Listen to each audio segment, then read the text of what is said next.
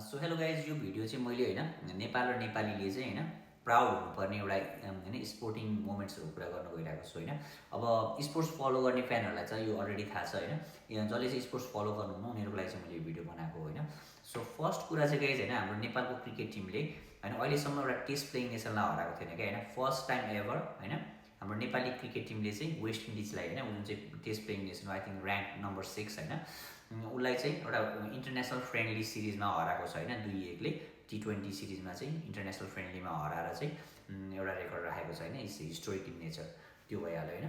अनि अर्को कुरा भनेको चाहिँ हाम्रो यो नेपाल चाहिँ नेपालकै क्रिकेट टिम चाहिँ 2014मा चाहिँ वर्ल्ड कपको लागि T20 वर्ल्ड कपको लागि सेलेक्ट भएको थियो। 10 वर्षपछि 2024मा युएसएमा भएको वर्ल्ड कपको लागि सेलेक्ट भयो होइन।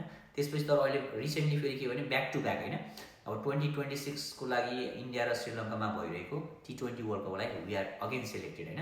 त्यो क्वालिफाइड पनि फेरि हामी अनडिफिटेड भएर क्वालिफाई भयौँ होइन। अनि त्यसको साथै त्यो क्वालिफिकेसन राउन्डहरूमा चाहिँ हाम्रो दिपेन्द्र सिंह ऐरी होइन, क्रिकेटर दिपेन्द्र सिंह ऐरीले चाहिँ 5वटा गेममा लगातार 5वटा डिरेक्ट हिट रनआउट गरेर अर्को वर्ल्ड रेकर्ड बनाउनु भएको छ गाइज होइन। उहाँको अलरेडी फास्टेस्ट 50 होइन, युवराज सिंहको रेकर्ड गरेर उहाँसँग अलरेडी फास्टेस्ट 50को रेकर्ड छ, वर्ल्ड रेकर्ड है। अनि अर्को चाहिँ एउटै ओभरमा 6वटा छक्का होइन, कतार विरुद्ध चाहिँ 6 बलमा एउटै ओभरमा चाहिँ 6वटा छक्का हानेको रेकर्ड पनि छ। अनि उहाँ चाहिँ नेपालको सबैभन्दा हाइएस्ट ऱ्याङ्क अलराउन्डर हुनुहुन्छ होइन T20 फर्मेटमा।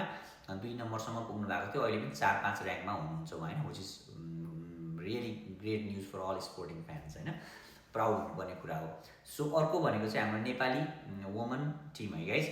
हाम्रो नेपाली वुमन फुटबल टिमले चाहिँ होइन लगातार हाम्रो छिमेकी राष्ट्र भारत होइन, जुन चाहिँ एकदमै धेरै पपुलेसन भएको होइन, वर्ल्डकै सबैभन्दा ठुलो पपुलेसन भएको कन्ट्रीलाई चाहिँ लगातार हराइरहेको छ क्या नेपालले होइन, नेपाली वुमन्स टिमले।